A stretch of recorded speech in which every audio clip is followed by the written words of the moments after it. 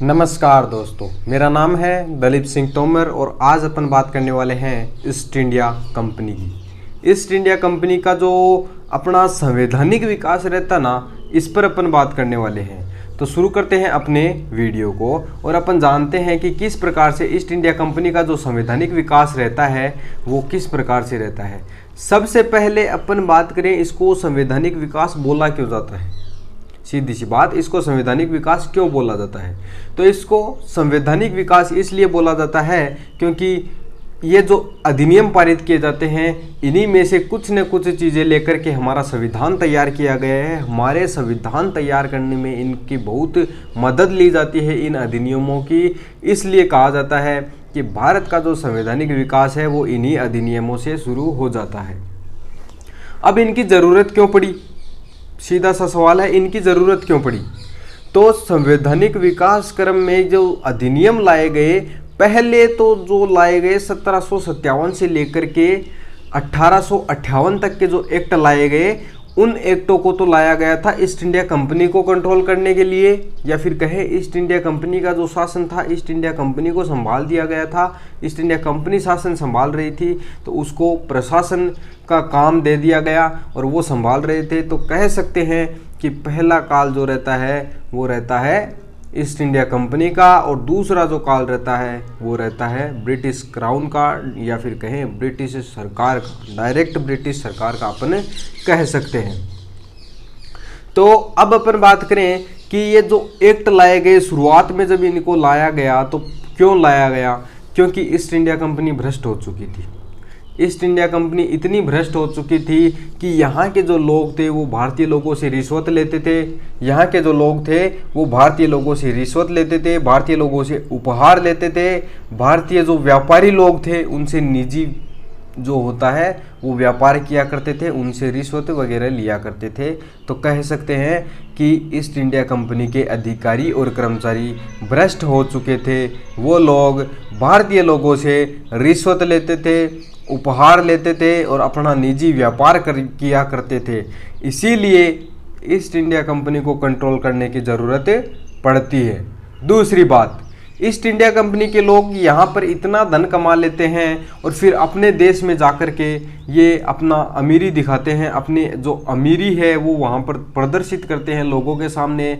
तो एक बात बताइए, इनके जो रिश्तेदार होंगे, इनके जो आसपास के जो लोग होंगे, वो लोग इन्हें ऐसा अमीर देख करके खुद नहीं चाहेंगे क्या पैसा कमाना, वो भी चाहेंगे। इसीलिए कह सकते हैं कि दूसरा कारण ये भी था कि ये लोग यहाँ से पैसा कमा करके वहाँ पर अपनी अच्छी खासी ज़िंदगी जीते थे, जिसके कारण वहाँ के लोग इनके विरोधी हो गए, वहाँ के लोग इनसे नफरत करने लग गए। अब अपन बात करें तीसरा कारण, तो तीसरा कारण अपन कह सकते हैं कि संसद में जो मंत्री बैठे थे, ये लोग इतने वीआईपी हो गए, इतने वीआईपी हो गए कि संसद में जो मंत्री लोग बैठे थे उनके पदों को भी खरीदने लग गए। संसद के जो पद हैं उनको भी खरीदने लग गए, इतने पैसे इनके पास में हो चुके थे। इसलिए उन मंत्रियों ने इनको कंट्रोल करना चाहा। वो मंत्री लोग खुद भी पैसा कमाना चाहते थे, उनकी भी नज़र बंगाल की संपत्ति पर थी। इसीलिए वो लोग 1767 में एक एक्ट भी बनाते हैं, एक अधिनियम भी पारित करते हैं और ईस्ट इंडिया कंपनी से कहते हैं कि आपको प्रतिवर्ष 10% कर हमें देना होगा, 10% टैक्स के रूप में हमें देना होगा। ऐसा कानून भी संसद ने एक बार बनाया था 1767 ईस्वी के आसपास।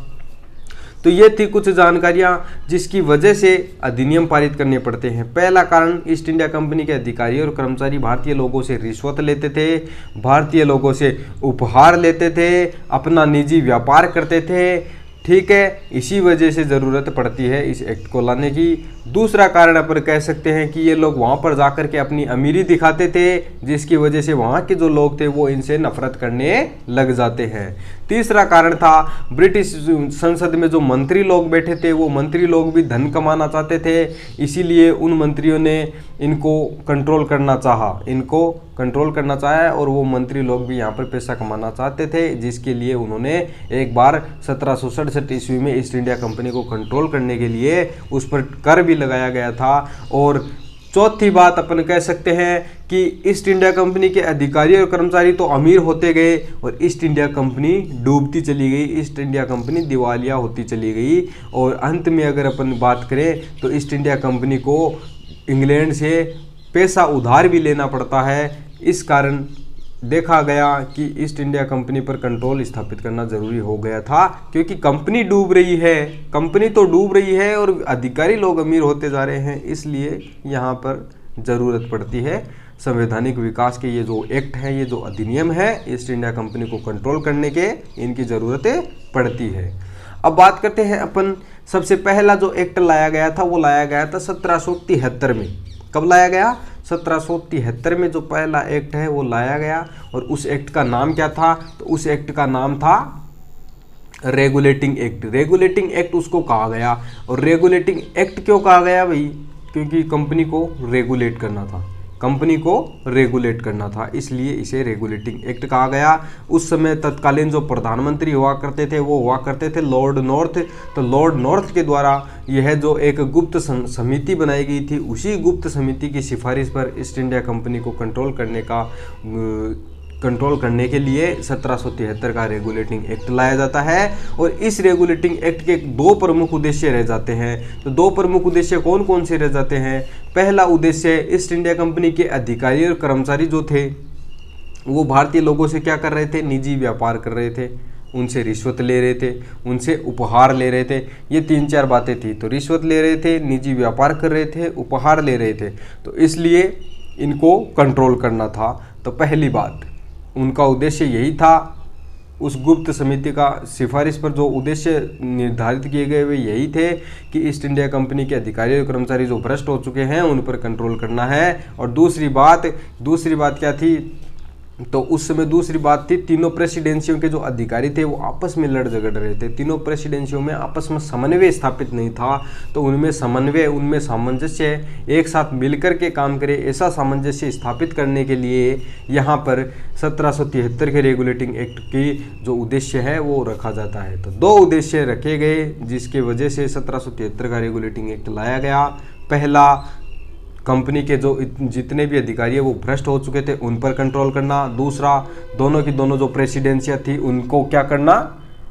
तीनों प्रेसिडेंसियों में समन्वय स्थापित करना, ये उनका दूसरा मुख्य उद्देश्य था। इन्हीं दो मुख्य उद्देश्यों के लिए उन्होंने क्या किया? उन्होंने 1773 का रेगुलेटिंग एक्ट बनाया।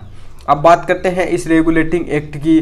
तो इस रेगुलेटिंग एक्ट में क्या क्या प्रावधान थे, यह बात भी जानना जरूरी है। इनका उद्देश्य क्या था? पहला उद्देश्य तो इनका यही था कि कंपनी के अधिकारी और कर्मचारियों पर कंट्रोल किया जाए, कंपनी के अधिकारी और कर्मचारियों पर कंट्रोल किया जाए। और अधिकारी और कर्मचारी पर कंट्रोल करने के उद्देश्य से उन्होंने क्या किया? इसमें प्रावधान दे दिया गया कि कंपनी के जितने भी अधिकारी और कर्मचारी हैं वो निजी व्यापार नहीं करेंगे और भारतीय लोगों से किसी भी प्रकार का रिश्वत या फिर किसी भी प्रकार का उपहार नहीं लेंगे। तो इस एक्ट में 1773 के एक्ट में इन तीनों ही चीज़ों पर प्रतिबंध लगा दिया गया। पहली बात जो अपन ने देख ली कि कंपनी के अधिकारी और कर्मचारियों पर प्रतिबंध लगा दिया गया कि वो न तो निजी व्यापार करेंगे, न ही अपनी किसी भी प्रकार का भारतीय लोगों से उपहार लेंगे और न ही किसी प्रकार की रिश्वत लेंगे।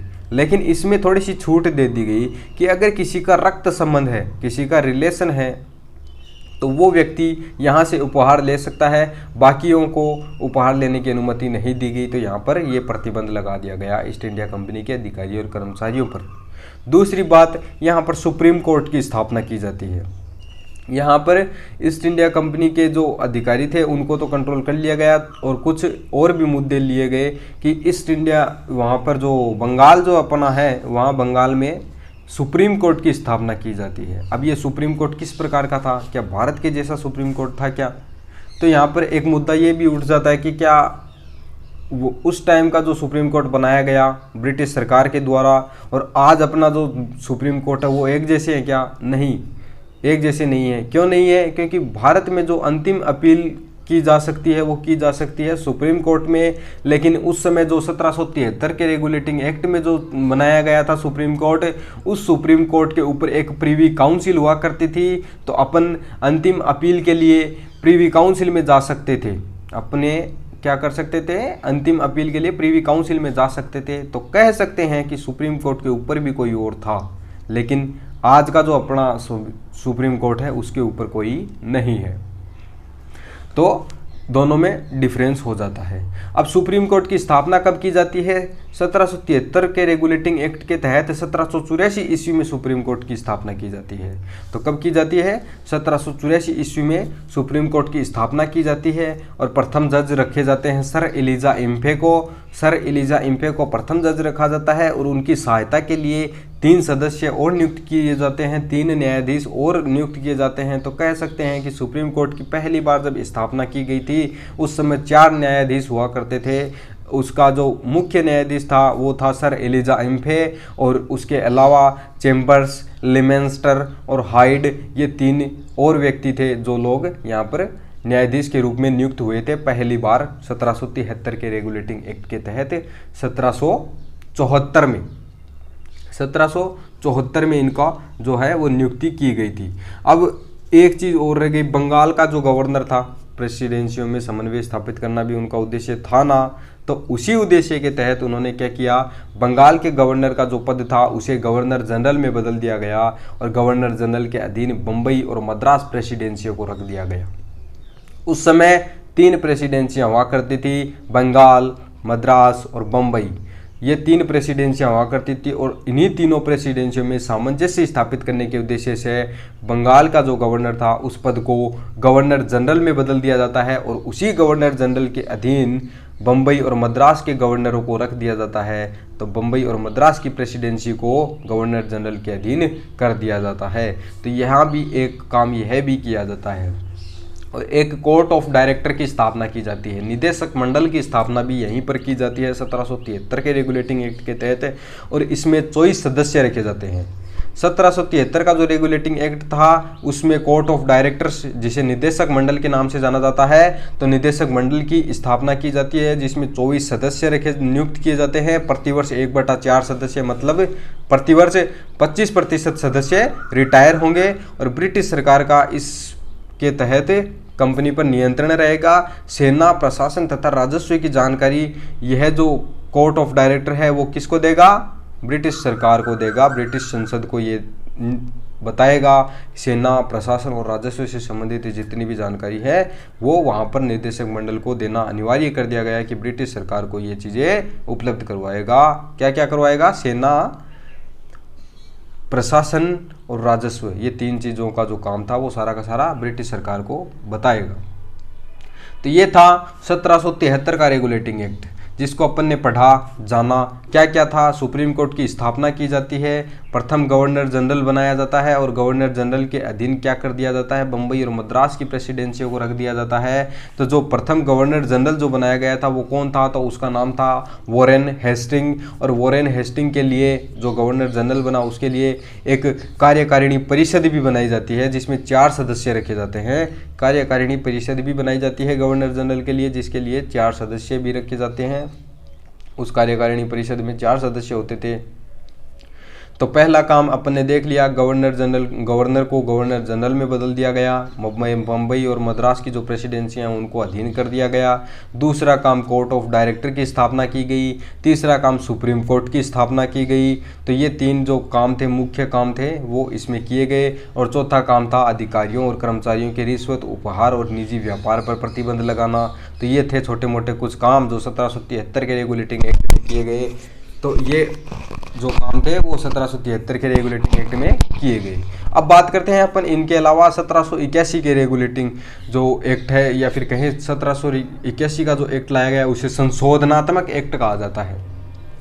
1773 के रेगुलेटिंग एक्ट में बहुत सी कमियां रह गई थी, तो उन्हीं कमियों को दूर करने के लिए 1781 में एक संशोधनात्मक एक्ट लाया जाता है जिसे एक्ट ऑफ सेटलमेंट के नाम से जाना जाता है। जो कमियां 1773 के रेगुलेटिंग एक्ट में रह गई थी उन्हीं कमियों को दूर करने के लिए यह लाया गया था 1781 में। अब बात करते हैं 1784 के एक्ट की। तो 1784 का जो एक्ट है इसे पिट्स इंडिया एक्ट के नाम से जाना जाता है। इसे किस नाम से जाना जाता है? तो इसे पिट्स इंडिया एक्ट के नाम से जाना जाता है। और इस एक्ट का जो शीर्षक रखा गया था वो क्या रखा गया था? इस एक्ट का जो शीर्षक रखा गया था वो रखा गया था ब्रिटिश अधिकाराधीन क्षेत्र। ब्रिटिश अधिकाराधीन क्षेत्र। इस शीर्षक से आप क्या समझते हैं वो आप देख लेना। तो ब्रिटिश अधिकाराधीन क्षेत्र इस 1784 के एक्ट का जो रखा गया था शीर्षक वो यही रखा गया था। अब बात कर लेते हैं, भारत में द्वैध शासन की शुरुआत भी यहीं से होती है। द्वैध शासन का जो प्रारंभ है वो यहीं से होता है। दो संस्थाएं यहाँ पर देखने को मिलती है, बोर्ड ऑफ कंट्रोल और कंट्रोल ऑफ डायरेक्टर।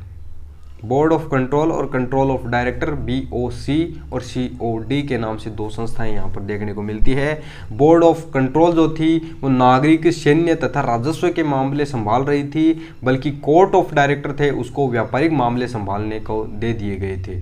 तो बोर्ड ऑफ कंट्रोल क्या कर रही थी, राजनीतिक मामले जिनमें कह सकते हैं अपन नागरिक, सैन्य तथा प्रशासन संबंधी जो भी नागरिक, सैन्य तथा राजस्व से संबंधित जितने भी मामले थे वो कौन संभाल रही थी, बोर्ड ऑफ कंट्रोल संभाल रही थी। कंट्रोल ऑफ डायरेक्टर्स केवल व्यापारिक मामले संभाल रही थी। बोर्ड ऑफ कंट्रोल की बात की जाए तो इसमें 6 सदस्य हुआ करते थे और 6 के 6 सदस्य यहाँ पर नहीं बैठते थे बल्कि वहाँ पर बैठते थे। कहाँ पर बैठते थे, वहाँ लंदन में। तो लंदन में बैठा करते थे ये 6 के 6 सदस्य। तो ये थी बोर्ड ऑफ कंट्रोल, और बोर्ड ऑफ कंट्रोल के जितने भी सदस्य वो सारे के सारे वहाँ पर बैठते थे और कंट्रोल ऑफ डायरेक्टर के सदस्य भी वहाँ पर ही बैठते थे। अब बात कर लेते हैं, इतनी बातें थी केवल 1784 के एक्ट में, केवल इतनी ही बातें थी कि भारत में जो द्वैध शासन की शुरुआत है वो 1784 के एक्ट के तहत होती है और इसका जो नाम रखा गया ब्रिटिश अधिकाराधीन क्षेत्र, इसका नाम रखा गया। अब बात करते हैं अपन 1813 के एक्ट की। किस चीज़ की बात करने वाले हैं अपन, 1813 का चार्टर एक्ट था उसकी बात करेंगे। 1813 का जो चार्टर एक्ट था उसकी अपन बात करेंगे। तो 1813 के चार्टर एक्ट में क्या थी, सबसे पहली बात कंपनी को कंट्रोल करना था। कंपनी भारत में व्यापारिक एकाधिकार जमा के बैठे थे कि व्यापार करेगी तो कौन करेगी, केवल ईस्ट इंडिया कंपनी करेगी इंग्लैंड की तरफ से। तो ऐसा था, वहाँ के जो लोग थे वो ऐसा देख रहे थे, वहाँ पर जो भी पैसा कमा कर जा रहा था वो इतनी VIP जिंदगी, उतनी अमीरी दिखा रहा था, तो वहाँ के लोग भी पैसा कमाना चाहते थे। तो कह सकते हैं 1813 के एक्ट में क्या किया गया, केवल भारत सरकार यहाँ पर जो ईस्ट इंडिया कंपनी का व्यापारिक एकाधिकार है उसको समाप्त कर दिया गया। लेकिन ईस्ट इंडिया कंपनी के अधिकारी जो लोग थे वो बहुत सा पैसा कमा लिए थे, मोटा पैसा उन्होंने जमा कर लिया था अपने पास में। तो वो अपने मोटे पैसे की सहायता से रिश्वत दे करके कुछ अधिकारों को अपना बचा लिए थे। कौन कौन से अधिकारों को बचाया था उन्होंने, उनका व्यापारिक एकाधिकार तो समाप्त हो गया, लेकिन फिर भी उन्होंने चाय का जो अधिकार है, भारत में चाय का जो व्यापार करेगा वो ईस्ट इंडिया कंपनी करेगी और चीन के साथ में व्यापार करेगी वो ईस्ट इंडिया कंपनी करेंगी। तो ये दो जो अधिकार थे उन्होंने रिश्वत दे के बचा लिए। संसद में जो मंत्री लोग थे उनको रिश्वत दे करके ये अधिकार उन्होंने बचा लिए। तो भारत में चाय का व्यापार और चीन के साथ में जो व्यापार किया जाता था, मुख्यतः अफीम का व्यापार किया जाता था, ठीक है। तो भारत के साथ में चाय का व्यापार और चीन के साथ में किया जाने वाला व्यापार के जो अधिकार थे वो इनके बच गए, बाकी जो अधिकार थे वो इनसे छीन लिए गए, व्यापारिक एकाधिकार इनका समाप्त हो गया। ईसाई धर्म प्रचारकों को भी भारत में आने की अनुमति दे दी गई। 1813 के जो चार्टर एक्ट है उसी के तहत क्या कर दिया गया, ईसाई धर्म प्रचारकों को भारत में आने की अनुमति दे दी गई और प्रचार करने की अनुमति दे दी गई। 1 लाख रुपए ईस्ट इंडिया कंपनी को कहा गया कि 1 लाख रुपए आप लोग क्या करेंगे, 1 लाख रुपए भारतीयों की शिक्षा पर खर्च करेंगे। ईस्ट इंडिया कंपनी, आप ये मत समझना कि ईस्ट इंडिया कंपनी को व्यापार करने के लिए ये अधिनियम लाए जा रहे हैं, नहीं, ये इसलिए नहीं लाए जा रहे हैं। ईस्ट इंडिया कंपनी व्यापार तो करती है, लेकिन उसको अब व्यापार के जगह प्रशासन संभाल दिया जाता है कि भाई आप प्रशासन का काम संभालिए, राजस्व का काम संभालिए। तो ये काम उनको सौंप दिया जा रहा है। हर एक्ट में आप देखोगे कुछ न कुछ व्यापारिक एकाधिकार समाप्त होगा, लेकिन प्रशासनिक अधिकार उनको मिलते जाएंगे।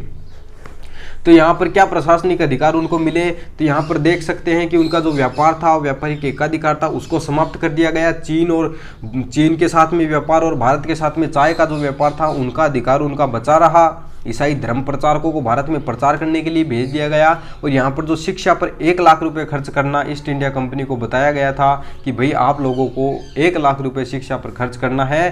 तो यह काम दिखा रहा है कि इनको कुछ न कुछ सौंपा जा रहा है, प्रशासनिक काम इनको सौंपा जा रहा है। तो ये हमें दिख रहा है। तो ये बातें थी 1813 के एक्ट में। अब बात करते हैं अपन 1833 के एक्ट में। अब बात करेंगे अपन कौन से एक्ट की, 1833 के एक्ट की। तो 1833 के एक्ट की बात करें तो कंपनी का व्यापारिक एकाधिकार जो था वो बिल्कुल ही समाप्त कर दिया गया। कंपनी का व्यापारिक एकाधिकार जो था वो बिल्कुल ही समाप्त कर दिया गया 1833 के एक्ट के तहत, और कंपनी को प्रशासनिक और राजनीतिक अधिकार सौंप दिए गए कि आप प्रशासनिक और राजनीतिक अधिकारों को क्या करें, इनको संभालिए, इन कामों को कीजिए, प्रशासन के काम कीजिए, राजनीतिक काम कीजिए। तो ये काम उनको सौंप दिए गए थे।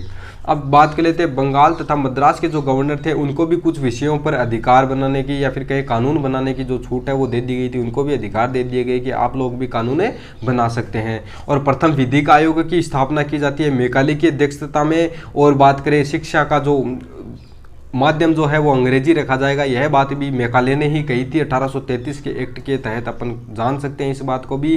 बंगाल का जो गवर्नर जनरल था उसको भारत का गवर्नर जनरल बना दिया गया, और भारत का प्रथम गवर्नर जनरल जो बनाया गया था वो विलियम बेंटिक को बनाया गया था। ICS की जो परीक्षा है उसके लिए प्रतियोगी परीक्षा है, उसके लिए खुली प्रतियोगिता के लिए जो होता है वो खुली प्रतियोगिता की बात की गई, लेकिन कोर्ट ऑफ डायरेक्टर्स की मदद से कोर्ट ऑफ डायरेक्टर्स ने विरोध किया था वहाँ ब्रिटिश संसद में, इसकी वजह से यह अधिनियम पारित नहीं हो पाया ICS की खुली प्रतियोगिता का। विलियम बेंटिक 1843 के अंदर क्या करता है, दास प्रथा पर प्रतिबंध लगाता है, और दास प्रथा का उन्मूलन जो करता है, दास प्रथा को अंतिम रूप से जो बंद करता है वो कौन करता है, लॉर्ड एलनबरो के नाम से एक आता है गवर्नर जनरल, उसके द्वारा बंद किया जाता है। तो धन्यवाद दोस्तों, आज के लिए इतने एक्ट काफ़ी है, फिर अगले वीडियो में अपन कोई और एक्ट जानेंगे।